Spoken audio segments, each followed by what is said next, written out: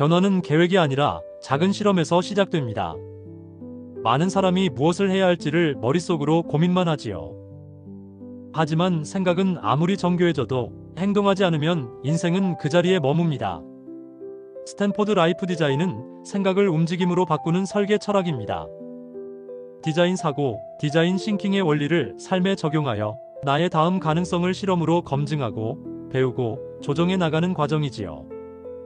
이어지는 두 사람의 대화를 통하여 막연한 전환의 꿈을 구체적인 실천으로 전환하는 법을 알아보도록 하겠습니다. 그럼 시작하겠습니다. 안녕하세요. 오늘 저희가 함께 깊이 파고들 주제, 바로 스탠포드 라이프 디자인입니다. 혹시 경력 전환 같은 거 고민하시거나 아니면 뭔가 새로운 시작 앞에서 이게 머릿속으로만 계속 생각하면 좀 답답하다 이런 느낌 받으신 적 없으신가요? 네, 많으시죠. 보내주신 자료가 딱 그럴 때 그 막연한 생각들을 좀 구체적인 현실로 만들어보는 그런 설계 방법을 다루고 있더라고요. 이게 스탠포드 대학에서 시작된 접근법에 대한 챕터 자료인데요.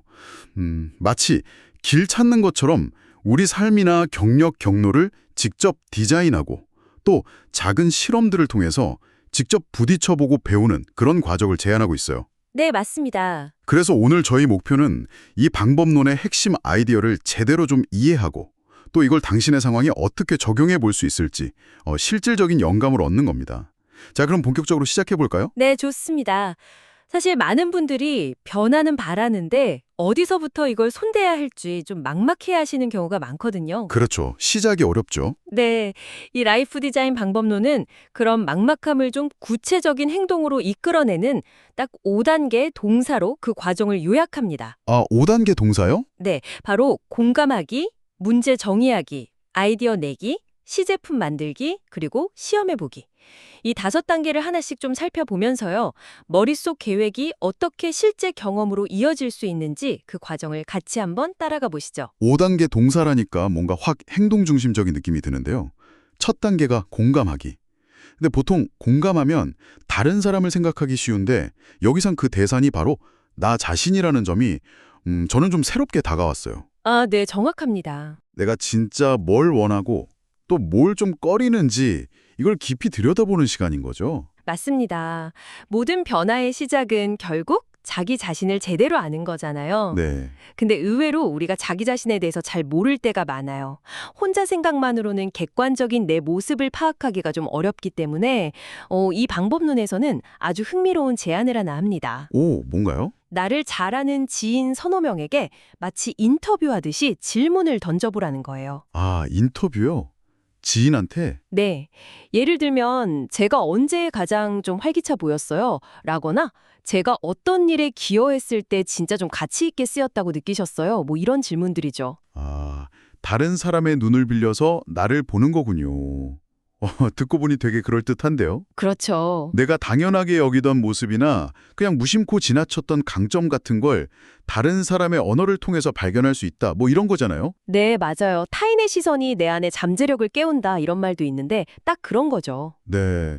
어쩌면 좀 쑥스러울 수도 있고 또 예상치 못한 답을 들을 수도 있겠지만 내 안의 목소리랑 또 외부의 시선 이걸 함께 고려하는 거. 이게 균형 잡힌 자기 이해의 첫걸음이겠다 싶네요. 바로 그 지점입니다. 자기 성찰만으로는 좀 부족할 수 있고 또 외부 피드백만으로는 흔들리기 쉽잖아요. 그렇죠. 이 둘의 조화를 통해서 나에 대한 이해의 깊이와 폭을 더하는 것, 이게 바로 공감하기 단계의 핵심입니다. 자, 이렇게 나 자신에 대한 공감이 좀 깊어졌다면 이제 다음은 문제 정의하기 단계로 넘어갑니다. 네, 문제 정의하기. 이게 생각보다 훨씬 중요할 것 같다는 느낌이 딱 들었어요. 그 자료 예시처럼 당장 눈앞에 보이는 재취업이 잘 안 된다는 이 현상 자체가 진짜 해결해야 할 문제가 아닐 수도 있다는 거잖아요. 네, 맞아요. 만약 문제 자체를 잘못 짚고 있으면 뭐 아무리 노력해도 엉뚱한 데서 헤맬 수 있으니까요. 그렇습니다. 그 표면적으로 드러나는 어려움 너머에 있는 근본적인 문제를 제대로 정의해야 하는 게 정말 중요해요. 재취업이 안 된다. 이 상황을 좀 더 파고들어 보면 어쩌면 진짜 문제는 나의 강점과 내가 중요하게 생각하는 가치, 그리고 현재 시장이 필요로 하는 역량 사이의 연결고리를 아직 못 찾았다일 수 있다는 거죠. 이렇게 문제를 어떻게 재정의하느냐에 따라서 해결책을 찾는 방향 자체가 완전히 달라지게 됩니다. 와, 듣고 보니 정말 그러네요. 문제를 그냥 재취업 실패 이렇게 보면 뭐 그냥 이력서 더 많이 내거나 면접 스킬 연습하거나 여기에만 집중하게 될 텐데 네, 그렇죠. 이걸 강점, 가치, 시장 여부의 불일치 이렇게 정의하면 내 강점을 어떻게 새롭게 좀 포장해 볼까? 내 가치를 충족시키면서 시장이 원하는 역할은 뭘까? 이렇게 탐색하는 훨씬 근본적인 접근이 가능해지는군요. 맞습니다. 결국 어떤 질문을 던지느냐가 문제 해결의 질을 결정한다. 뭐 이런 말이네요. 정확한 지적이 있습니다. 문제 정의가 명확해질수록 이어서 나오는 아이디어 내기 단계에서 훨씬 더 창의적이고 효과적인 해법들을 탐색할 가능성이 높아지죠. 제대로 된 질문이 좋은 답을 이끌어내는 법이거든요. 자, 그럼 그 아이디어 내기 단계로 넘어가 보죠. 여기서 오디세이 플랜이라는 아주 흥미로운 개념이 나오던데요. 아, 네. 오디세이 플랜. 마치 그 오디세우스의 여정처럼 세 가지 다른 버전의 5년 후 미래를 구체적으로 상상해 보는 거죠. 이름부터 뭔가 좀 모험적인 느낌이 들어요. 네, 오디세이 플랜은 우리 사고를 확장시키는 아주 강력한 도구예요. 첫 번째 계획은 현재 당신이 가진 역량이나 경력을 자연스럽게 확장하거나 발전시키는 비교적 예측 가능하고 좀 안정적인 경로입니다. 네, 첫 번째는 안정적인 거. 두 번째는 지금과는 좀 다른 역할이나 분야로 전환하는 조금 더 용기가 필요한 약간 대담한 계획이고요. 이건 좀 도전적이네요. 그리고 마지막 세 번째는 그야말로 와일드카드 같은 건데요. 현실적인 제약이나 가능성은 잠시 접어두고 만약에 돈이나 사회적 시선에 전혀 구애받지 않는다면 정말 해보고 싶은 거 완전히 새롭고 예상 밖의 가능성을 탐색해보는 계획입니다. 와, 안정적인 길, 도전적인 길, 그리고 완전히 엉뚱할 수도 있는 길까지. 이렇게 세 가지 다른 미래를 그려보는 것만으로도 생각이 진짜 많이 열릴 것 같은데요. 그렇죠. 근데 이 계획들을 세우고 나서 자료 보니까 각 계획에 대해서 여러 항목으로 점수를 매겨보라고 하더라고요. 이건 왜 하는 거죠? 뭐 제일 좋은 계획 하나 고르려고 하는 건가요? 아, 좋은 질문입니다. 점수를 매기는 과정이 있긴 합니다. 예를 들어서 각 계획에 대해 얼마나 에너지가 느껴지는지, 또 얼마나 호기심이 생기는지, 나의 핵심 가치와 얼마나 잘 맞는다고 생각하는지, 뭐 필요한 자원은 어느 정도인지, 실현 가능성은 어느 정도라고 보는지 이런 것들을 주관적으로 평가해 보는 거죠. 네네. 하지만 여기서 핵심은 이 점수들을 다 합산해서 최고의 계획 하나를 딱 선정하려는 게 아니라는 점이에요. 아, 정답 찾기가 목적이 아니군요. 그럼 진짜 목적은 뭔가요? 이 활동의 진짜 목적은요, 우리의 상상력이 평소에 익숙한 생각이나 그 현실적인 제약이라는 틀 안에 갇히지 않도록 그 관성을 의도적으로 좀 깨트리는 데 있습니다. 상상력의 관성을 깨뜨린다. 네. 특히 그 세 번째, 와일드카드 계획은 좀 비현실적으로 보일 수도 있잖아요. 그렇죠. 완전 판타지일 수도 있죠. 그런데 그걸 구체적으로 그려보는 과정에서 우리가 무의식적으로 중요하게 여기는 가치라던가 숨겨진 열망 같은 걸 발견하게 되는 경우가 정말 많아요. 아, 다양한 가능성을 탐색하고 내 안에 여러 목소리를 들어보는 것 자체가 중요한 과정인 셈이죠. 와, 상상력의 관성을 깨뜨린다. 우리가 얼마나 그 현실이라는 틀에 스스로를 가두는지 좀 돌아보게 하는 말이네요. 자, 이렇게 다양한 가능성을 탐색했다면 이제 그걸 현실에서 확인해 볼 차례겠죠? 네 번째 단계 프로토타입 만들기. 여기서 되게 인상 깊었던 게 큰 결심을 하기 전에 작은 경험을 먼저 해보라는 강조였어요. 네, 맞아요. 1주에서 6주 정도 짧은 다리 놓기 프로젝트 같은 걸로 아이디어를 시험해보라는 제안이 있었죠. 네, 맞습니다. 프로토타입은 아이디어를 현실 세계에서 작고 빠르게 테스트해보는 단계입니다. 뭐 거창하게 계획 세우고 뛰어들었다가 실패하는 그런 위험을 줄이는 거죠. 예를 들어서 당신이 교육 코치가 되는 것에 관심이 생겼다고 한번 해보죠. 네. 그럼 바로 회사를 그만두거나 뭐 비싼 코칭 자격증 과정에 등록하는 대신에요. 먼저 몇 가지 프로토타입 실험을 설계해 볼 수 있는 거예요. 자료에 나온 것처럼 현지 코치 한 5명 만나서 정보 인터뷰를 해보는 거죠. 실제 일과가 어떤지, 고충은 뭔지 들어보고. 아, 직접 들어보는 거군요. 네. 그리고 관심 있는 코칭 주제로 블로그 글을 한 4편 정도 써서 사람들 반응도 좀 보고요. 네네. 또 주변 지인들 한 3명 정도에게 1시간짜리 무료 코칭 세션을 제공해보는 식으로요. 아, 그러니까 처음부터만 완벽한 결과물을 내놓으려고 하는 게 아니라 일단 뭐든 작게 만들거나 실행해보면서 이 길이 정말 나한테 맞나? 아니면 사람들이 여기에 반응하나? 이런 질문에 대한 답, 그러니까 데이터를 얻는 데 집중하는 거군요. 정확합니다. 여기서 완성도보다 학습 속도가 중요하다고 한 말이 확 와닿네요. 실패해도 괜찮다는 마음으로 경험을 통해 빠르게 배우는 과정인 거죠. 네, 맞아요. 프로토타입의 핵심은 낮은 비용과 낮은 위험으로 아이디어를 검증하고 실제 경험을 통해 배우는 겁니다. 여기서 중요한 건 완벽함이 아니라 실행, 그리고 학습이에요. 실행과 학습. 이 과정을 통해 얻은 구체적인 경험과 데이터는 막연한 추측보다 훨씬 값진 자산이 되죠. 그리고 이 실험 결과는 자연스럽게 마지막 단계인 시험해보기로 이어집니다. 네, 드디어 마지막 5단계 시험해보기입니다. 실험을 했으니까 이제 결과를 평가해야겠죠. 이 단계에서는 객관적인 숫자랑 주관적인 감정, 이 2가지 차원에서 평가하라고 조언하고 있더라고요. 네, 맞습니다. 실험의 성과를 제대로 파악하려면 측정 가능한 지표들을 활용하는 게 도움이 되죠. 예를 들어 아까 그 코칭 프로토타입 경우에요. 무료 세션 참여자 중에 몇 명이 유료 문의로 이어졌는지, 그 전환율, 아, 전환율? 네. 그리고 서비스를 이용한 사람이 다시 찾거나 다른 사람에게 추천하는지, 뭐 재의뢰율이나 추천율 같은 거요. 또 참여자들에게 받은 피드백 점수는 어떤지 이런 걸 살펴보는 거죠. 이런 객관적인 데이터와 더불어서 실험을 진행하는 동안 나 자신이 느꼈던 감정적인 경험. 예를 들면 에너지가 넘쳤는지 아니면 좀 소진되었는지. 아, 내 감정 상태 중요하죠. 네, 어떤 순간에 보람을 느꼈고 또 어떤 부분에서 어려움을 겪었는지 이런 것들을 솔직하게 기록하고 평가하는 것이 중요합니다. 객관적인 성과 지표랑 내면의 경험, 이 둘 다 놓치지 말아야 한다는 거군요. 그리고 미리 킬 트레이테리어, 그러니까 실험 중단 기준을 정해두는 것도 아주 현실적인 조언이라고 생각했어요. 아, 네, 중요하죠. 예를 들어서 8주 동안 진행했는데 유료 전원 문의가 단 한 건도 없다면 이 접근 방식은 다시 생각한다. 뭐 이런 식으로 명확한 기준선을 설정하는 거죠.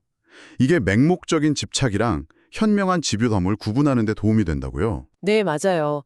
명확한 중단 기준이 있으면 감정에 휘둘리거나 아니면 그 매몰 비용 때문에 그만두지 못하는 상황을 좀 피할 수 있습니다. 실험 결과를 바탕으로 계속 진행할지 아니면 좀 개선해서 다시 시도할지 아니면 이 방향은 접고 다른 프로토타입으로 전환할지 이걸 피벗이라고 하죠. 아, 피벗. 네. 네, 이런 결정을 내리는 데 도움이 되죠. 여기서 피벗은 실험을 통해 얻은 교훈을 바탕으로 원래 아이디어나 방향을 수정해서 새로운 가설을 테스트하는 것을 의미합니다. 실패가 끝이 아니라 더 나은 방향으로 나아가기 위한 학습 과정이 되는 겁니다. 와, 이 5단계 과정을 쭉 따라가 보면 처음에 그 막막함이 구체적인 행동과 경험, 그리고 데이터를 통해서 점차 명확한 방향으로 좁혀져 갈 수 있겠다, 이런 생각이 드네요. 그렇습니다. 그리고 이 과정에서 여러 선택지 앞에서 좀 고민될 때 있잖아요. 그때 활용할 수 있는 실용적인 도구로 의사결정 매트릭스라는 걸 제안합니다. 의사결정 매트릭스요? 네, 여러 옵션들을 놓고 당신에게 중요한 기준들, 예를 들면 핵심 가치 부합도, 강점 활용도, 수익성이나 지속 가능성, 배움이나 성장의 기회, 리스크 수준 같은 걸 설정한 뒤에요. 각 옵션에 대해서 점수를 매겨보는 방식입니다. 아, 각 선택지를 여러 기준으로 비교해서 점수로 나타내보는 거군요. 물론 숫자가 모든 걸 결정해주진 않겠지만 감정적으로 좀 흔들리거나 어떤 선택이 그냥 더 좋아 보인다? 이런 편향에 빠질 때 좀 더 객관적으로 상황을 볼 수 있게 돕는 유용한 보조 도구가 될 수 있겠네요. 맞습니다. 감정은 분명히 중요한 의사결정 요소이지만 때로는 이런 데이터 기반의 분석이 균형 잡힌 판단을 내리는데 도움을 줄 수 있죠. 매트릭스는 그런 역할을 하는 겁니다. 자료 후반부에는 진짜 당장 써먹을 수 있는 구체적인 팁들도 많았어요. 특히 그 정보 인터뷰 요청하고 진행할 때 유용한 질문 예시들요. 아, 네네. 이 일을 하시게 된 계기가 궁금합니다. 실제 하루 일과는 주로 어떻게 보내시나요? 이 분야에 처음 도전하는 사람들이 흔히 겪는 어려움은 뭔가요? 이런 질문들 막상 인터뷰하려면 뭘 물어봐야 할지 막막할 때 진짜 도움될 것 같아요. 네, 맞아요. 구체적인 질문은 인터뷰의 질을 높이고 또 상대방에게도 당신이 진지하게 준비했다는 인상을 주죠. 그렇죠. 그리고 인터뷰 후에 감사 메시지랑 함께 배운 점을 요약해서 보내라는 팁도 인상 깊었고요. 네, 그냥 감사합니다보다 훨씬 효과적이죠. 감사의 마음과 함께 오늘 대화에서 특히 인상 깊었던 점은 오였습니다와 같이 구체적인 배움을 언급하는 것은 좋은 관계를 형성하고 또 향후에 다른 도움을 받을 수 있는 기반을 마련하는 효과적인 방법입니다. 그냥 감사합니다보다 훨씬 성의 있고 기억에 남을 것 같네요. 그리고 기회를 넓히는 또 다른 팁으로 주기적으로 자신이 속한 커뮤니티에 도움을 요청하는 글을 올려보라는 내용도 있었죠. 네, 그것도 좋은 방법입니다. 한 2주에 한 번 정도 당신이 활동하는 온라인 그룹이나 동호회 같은 커뮤니티에요. 자신의 실험 과정이나 목표를 간략히 공유하면서 구체적인 도움을 요청해 보는 것을 추천합니다. 구체적인 도움이요? 네, 예를 들어서 현재 55 분야 전환을 탐색하며 이런 작은 실험을 하고 있는데 혹시 XX에 대한 경험이 있으신 분의 조언을 듣고 싶습니다. 라거나 제가 만든 Y 결과물에 대해 솔직한 피드백을 주실 분을 찾습니다. 와 같이 무엇이 필요한지를 명확히 밝히는 것이 중요합니다. 사람들은 막연한 도움 요청보다는 구체적인 요청에 더 잘 반응하는 경향이 있거든요. 구체적인 요청. 이것도 기억해둬야겠네요. 그리고 이런 활동들이랑 더불어서 아주 작은 것이라도 꾸준히 결과물을 만들어 쌓아가는 것, 일종의 미니 포트폴리오를 만드는 것의 중요성도 강조되었죠. 네, 맞아요. 블로그 글 몇 편, 샘플 작업물 한두 개, 짧은 강의안 하나라도 있으면 그게 당신의 가능성을 훨씬 설득력 있게 보여줄 수 있다고요. 맞습니다. 머릿속 생각이나 말로만 하는 설명보다 작더라도 실제 결과물이 훨씬 강력한 증거가 됩니다. 저는 이런 걸 할 수 있고 이런 것에 관심이 있으며 실제로 이렇게 해봤습니다. 이걸 보여주는 거죠. 네. 이러한 가시적인 결과물들이 당신의 다음 단계를 열어주는 중요한 열쇠가 될 수 있습니다. 네, 오늘 스탠퍼드 라이프 디자인 방법론을 통해서 그냥 막연히 어떻게 살아야 하나 고민하는 수준을 넘어서요. 직접 부딪히고 실험하면서 나만의 길을 적극적으로 만들어가는 구체적인 로드맵을 살펴본 것 같습니다. 네. 자신에게 공감하는 곳에서 시작해서 문제를 제대로 정의하고 다양한 아이디어를 펼쳐본 뒤 작은 프로토타입으로 실험하고 그 결과를 테스트하는 이 5단계 여정. 이 과정을 따라가다 보면 정말 안개 속에 있는 것 같던 미래가 조금씩은 더 뚜렷해질 수 있겠다. 이런 기대감이 드네요. 오늘 나눈 이야기에서 꼭 기억하셨으면 하는 점은요. 처음부터 완벽한 인생 계획을 세우는 것이 목표가 아니라는 것입니다. 완벽한 계획이 목표가 아니다. 네, 오히려 중요한 것은 호기심을 가지고 작은 실험들을 계속 시도하고 그 결과로부터 배우면서 방향을 끊임없이 수정해 나가는 그 과정 그 자체입니다. 과정이 중요하다는 거군요. 네, 문제를 어떻게 바라보고 정의하느냐가 해결의 가능성을 바꾼다는 점, 그리고 큰 결심보다는 작은 경험이 우리를 더 현명하게 만든다는 점을 기억하시면 당신의 다음 경로를 설계하는 데 분명 도움이 될 것입니다. 맞아요. 어쩌면 완벽한 답을 찾는 여정이 아니라 더 나은 질문을 던지면서 탐색하는 여정, 여기에 더 가까울지도 모르겠네요. 오늘 저희가 함께 살펴본 내용 중에서 당신의 호기심을 가장 자극한 부분은 무엇이었나요? 혹시 당신의 다음 단계를 위한 아주 작은 실험 하나를 오늘 당장 시작해 볼 수도 있지 않을까요? 네, 그럴 수 있죠. 당신만의 오디세이 쿨레는 어떤 모습일지, 또 그중에서 첫 번째 작은 발걸음은 무엇이 될 수 있을지 한번 생각해 보시라는 질문을 남기면서 오늘 이야기 마무리하겠습니다. 다음에 또 흥미로운 탐색으로 찾아뵙겠습니다. 생각은 방향을 주지만 실제 실험만이 길을 보여줍니다. 스탠포드 라이프 디자인은 화려한 전략이 아니라 매일의 행동과 피드백을 통해 자신의 진로를 테스트하며 살아가는 기술이지요. 실험의 핵심은 완벽한 성공이 아니며 작은 시도에서 배우는 민첩함이야말로 진짜 성장의 근육이 됩니다. 오늘 한 번의 인터뷰, 한 편의 글, 한 번의 시도가 여러분의 가능성을 구체적인 현실로 바꾸는 첫걸음이 될 것입니다.